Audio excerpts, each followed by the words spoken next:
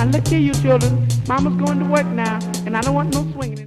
Tengo que hacer una advertencia previa. La advertencia previa consiste en que efectivamente acaba de proyectarse, digamos, este resumen, esta síntesis del patrimonio hidráulico de Lorca, este vídeo, que pone de manifiesto lo complejo que es entender el regadío de Lorca, porque es un vídeo de calidad. Sí que es verdad que algunos detalles pudieran ser precisados, pero entiendo que hay que felicitar a los autores del vídeo, porque no es fácil entender el regadío de Lorca y ellos han hecho un esfuerzo verdaderamente extraordinario. La advertencia que quería hacer es que yo voy a hablar de una manera sintética del patrimonio hidráulico de Lorca, lo voy necesariamente a dosificar. Luego en el coloquio, pues lógicamente a quien le interese una cuestión concreta pueda ampliarlo el tiempo que estime necesario, porque ahí ya el tiempo no me lo regulo yo, lo regulan ustedes y ahí no hay problema. Y pueden preguntar del patrimonio hidráulico de Lorca o problemas del agua en general que a ustedes les ocupen y preocupen. Hay dos provincias españolas, las de Murcia y Alicante, que no ceden en patrimonio hidráulico a ninguna otra de España. Son dos provincias que tienen en común mayoritariamente la pertenencia a una región climática, la región climática, o si quieren ustedes geográfica, del sureste ibérico, y tienen también en común el río alóctono, el gran río alóctono del sureste de España, que es el Segura. Sí que en principio, para que se entiendan los problemas del agua, yo tengo que hacer una referencia muy breve, puesto que al fin y al cabo yo la he definido, cuál es la región climática del sureste de España. La región climática del sureste de España es un espacio de tierras costeras y prelitorales, una fachada mediterránea apoyada en las montañas. La referencia básica, el rasgo definitorio esencial es la aridez. Y para que se entienda muy rápidamente, como este es un dato, digamos, complejo, señalaré que como referencia puede manejarse la isoyeta, la precipitación anual media de 375 milímetros. Por bajo de 375 milímetros nos encontramos en la región climática del sureste de España. Las precipitaciones son escasas, irregulares e intensas. El régimen pluviométrico es extremadamente irregular, de manera que conjuga duras y prolongadas sequías con esporádicos diluvios, con diluvios casi increíbles. Yo el dato que tengo de referencia de precipitación máxima en este país, pues es el que se produjo aquí precisamente en relación con la riada, la célebre riada de Santa Teresa de 14 y 15 de octubre de 1879. Yo creo que es fiable el informe que entonces hicieron dos ingenieros de caminos sobre que en una de las ramas madres del Guadalentín, en el río de Vélez, se había producido una precipitación que excedía los 600 milímetros en una hora. Tengan ustedes en cuenta que la precipitación anual media de Lorca, pues, hombre, según la estación que manejemos, pero si estoy refiriéndome a las regiones del sureste, estoy pensando, por ejemplo, en la estación de Tianda, pues estamos hablando de 250 milímetros. Quiero decir que en el intervalo de una hora se pudo duplicar la precipitación anual media. En esos casos, pues los verbos jarrear o diluviar, cuya acepción común es llover copiosamente, pues son insuficientes, porque realmente se abren las cataratas del cielo, se desploma el firmamento y se desgarra el cielo. Por tanto, ¿qué tipo de corrientes de agua son las que son consustanciales con un condicionamiento climático de esta naturaleza, donde todo no es negativo, porque claro, si exclusivamente nos fijásemos en el tema de una disponibilidad de agua insuficiente y extraordinariamente irregular, pues las cosas tendrían pocas posibilidades. Lo que pasa es que el clima en el sureste es una especie de jano bifronte, porque naturalmente la situación cambia por entero si pensamos en el régimen térmico y de luminosidad. Estamos hablando que aquí tenemos aproximadamente 2.800 horas de sol al año, y lo que es más importante y con frecuencia no se menciona, que en el semestre otoño-invierno, es decir, de octubre a marzo, de esas 2.800 horas hay 1.170, casi en cifras redondas, 1.200 horas de sol. Incluso en el mes de días más breves, diciembre, pues tenemos 180 horas de sol. Eso abre unas posibilidades para cultivos estar tempranos, para cultivos en cobertizos de plástico realmente extraordinarias.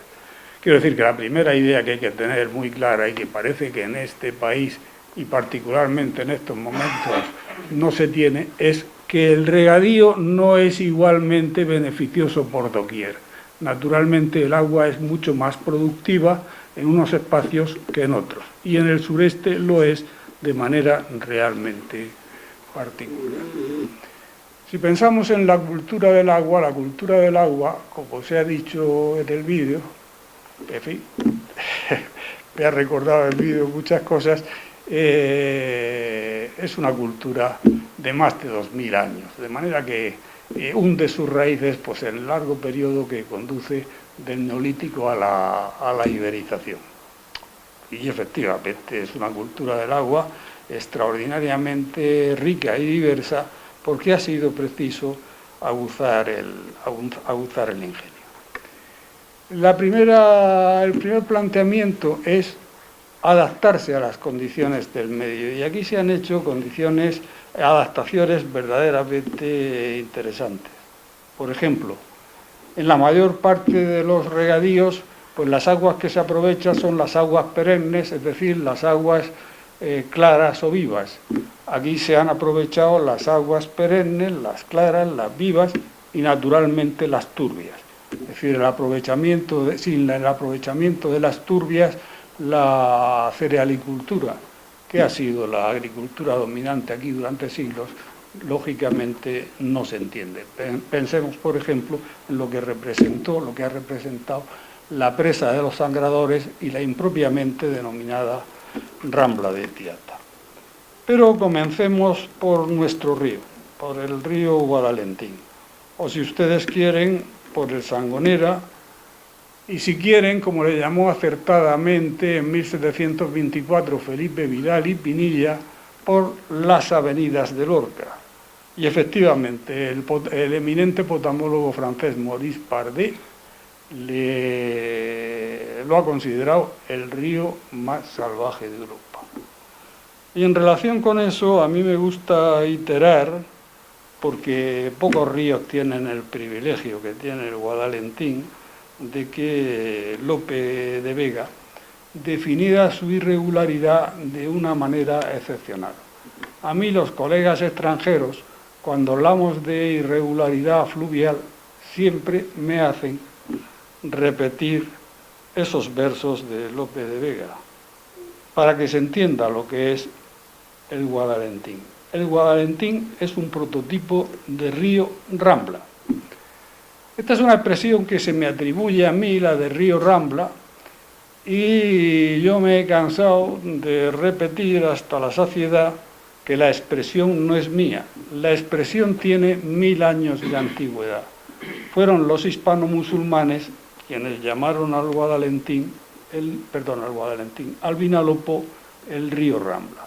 Es decir, una corriente híbrida de Rambla y río que tiene más de Rambla que de río. Los versos a los que me refería de Lope de Vega dicen: y del Guadalentín, que despertando del sueño que le lleva en linfa pura, se espanta de mirarse mar de España. Es una metáfora bellísima porque lo que indica es que el río llega a un momento que es un riachuelo, apenas un arroyo, que alimenta fundamentalmente la resurgencia kárstica de los ojos de Lucena, se espanta de verse a sí mismo por la extensión y el calado de la inundación que ha provocado, de verse convertido en un mar interior de España. Eso es un rasgo realmente definitorio de primer orden. Por tanto, el Guadalentín, insisto, es un río rambla prototípico, muy difícil de controlar y dominar. En un primer momento, quizá lo que hubo fue aprovechamiento de turbias. Es el aprovechamiento que aquí tuvo una importancia de primer orden hasta mediados del siglo XX. A mediados del siglo XX, cuando comienzan a surgir otros horizontes laborales, cuando realmente se piensa en evolucionar hacia otros cultivos, y particularmente cuando se produce la inundación del 19 de octubre de 1973, la de San Pedro de Alcántara, entonces se valora que los sangradores son un problema. Efectivamente, de ser una solución, se han convertido en un problema. Porque si el Guadalentín, ese arabismo, lo que indica es, o su traducción literal, es río del fango, quiere decir que si encuentra una presa, pues naturalmente esa presa fija los depósitos, incentiva el aluvionamiento y eso eleva el álveo, el lecho del río, sobre los terrenos circundantes. Y naturalmente ocurre lo que sucedió el año 73, la rotura de un dique lateral y la inundación del barrio de San Cristóbal. Por tanto, los regadíos de turbias han hecho crisis. Y esto tiene que ver también con el problema que supongo que a algunos de ustedes les preocupa con las ramblas, porque el abandono de los riegos de turbias ha supuesto que las boqueras, que eran dispersores de avenidas, no funcionen y por tanto el problema de las ramblas, allí donde no están controladas, se agudice.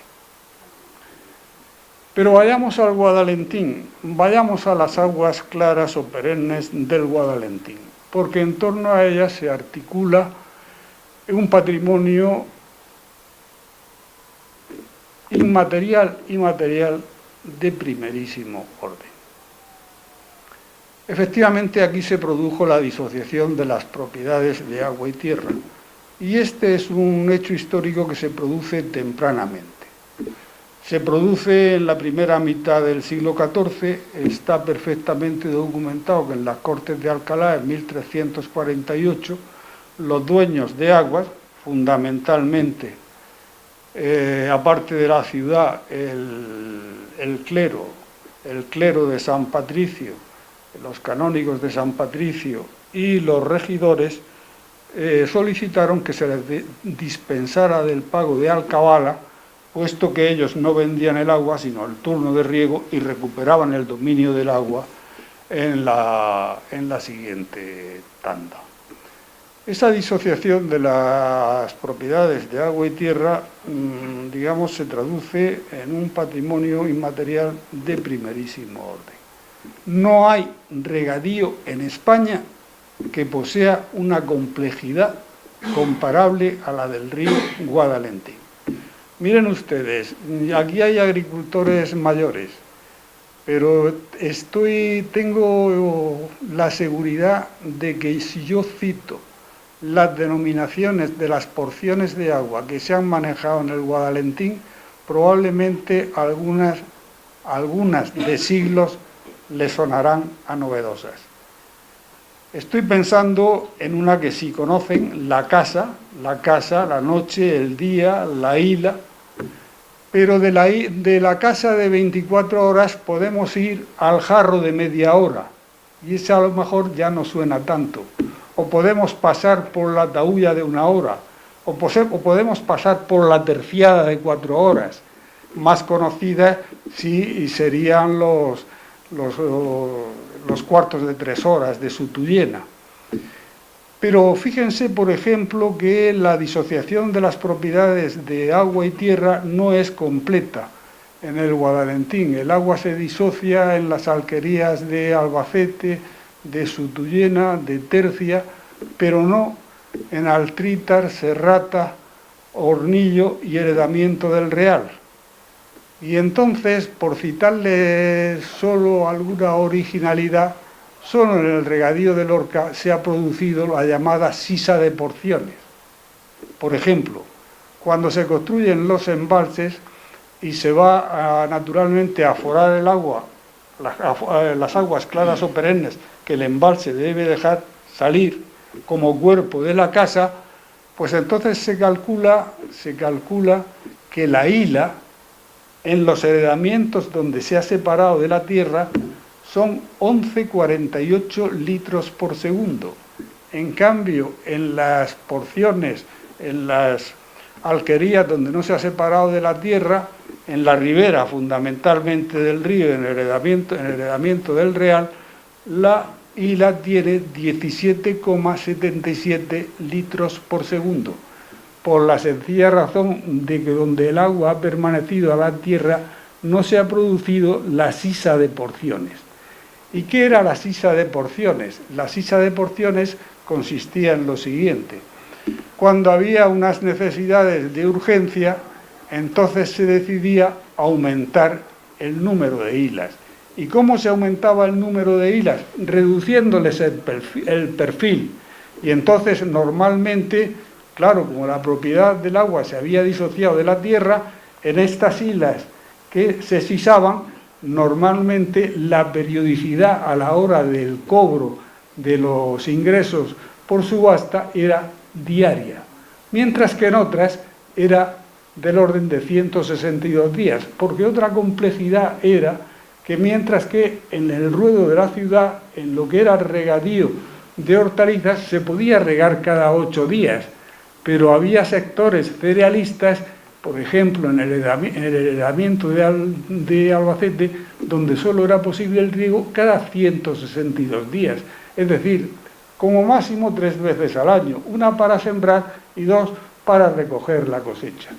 Por tanto, una complejidad verdaderamente extraordinaria. Yo solo puedo sugerirla porque si me engolfo en esto, no termino ni hablar de esto. Pero sí voy a hacer una mención, por ejemplo, a la denominación de esa cafetería que ustedes tienen ahí abajo, que es muy afortunada, jarique. ¿Qué significa jaricar? Jaricar significa componer riega, por tanto el jarique era la composición de riega. ¿Y por qué era necesaria la composición de riego? Pues muy sencilla, cuando la propiedad de la tierra y del agua se disocia, y naturalmente la propiedad más apetecida es la del agua, pues lógicamente los dueños de agua lo que les interesa es que la subasta sea lo más competida posible, que haya la mayor cantidad de postores y por tanto no se dificulta la expansión de la red de riego que llega a ser pues extraordinariamente amplia, sumamente kilométrica. Hay un refrán que dice, y con razón, cuando quiere hablar de escasez, eres como el agua de Lorca, que antes de llegar a la hereda se seca. Quiere decir que había que componer riega, de manera que una serie de propietarios de tierra próximos tenían que ponerse de acuerdo para regar, para repartir lo que se llamaba la lavada. La lavada era, lógicamente, el tiempo que tardaba el agua en alcanzar desde el partidor de cabeza a la hereda. Eso era mucho tiempo, eso no lo podía soportar un regante, tenían que soportarlo entre todos. Era la composición del río. Bien, quiero decirles con eso, sugerirles la idea. Yo he procurado sintetizarla porque gracias al apoyo extraordinario de la comunidad de regantes de Lorca, pues fue posible recuperar la sala de subastas del Alporchón, nominar, devolverle el nombre a este magnífico palacio dieciochesco donde se nos acoge, y naturalmente yo animado por ese esfuerzo, emplear un tiempo del que no dispongo para intentar sintetizar lo que fue el patrimonio inmaterial del regadío de Lorca. Pero quisiera hablar un poco del patrimonio material, que también es excepcional. Y es excepcional porque no solo tiene una importancia local, ni regional, ni siquiera nacional, sino transnacional, puesto que tuvo una proyección internacional, una proyección europea. Lógicamente, aquí lo que se ha procurado es incrementar la disponibilidad hídrica desde fechas muy tempranas. Y contra una idea o frente a una idea errónea que piensa que lo primero fueron los pantanos, eso no es cierto. En lo primero que se piensa es en los grandes viajes de agua, en los trasvases. Primero, todavía cuando somos fronterizos con el reino nazarí de Granada, en lo que se piensa es en la transferencia de las fuentes de Archibel, las fuentes de Caravaca. Y después, muy poco después, en un proyecto mucho más ambicioso, que va a ser un empeño con una duración de 400 años. Es el famoso planteamiento de trasvases de los ríos Castril y Guardal, dos afluentes del Guadiana Menor que avenan que a su vez lo es del Guadalquivir, que avenan parcialmente la sierra de Segura. Ya pueden ustedes entender que si se produce la disociación de la tierra y del agua, y además el agua, la propiedad del agua la concentran los estamentos privilegiados, es decir, fundamentalmente clero. Me estoy refiriendo básicamente al clero de la Colegiata de San Patricio y los mayorazgos, fundamentalmente los regidores perpetuos del concejo de Lorca. Cualquier incremento de disponibilidad hídrica va a tener no solo dificultades técnicas y financieras, sino también dificultades de otro tipo, porque lógicamente los propietarios de aguas no quieren ver mermado su copiosa fuente de ingresos. Y van a ser los enemigos, diría yo, casi naturales, acérrimos de cualquier iniciativa para el incremento de disponibilidades hídricas.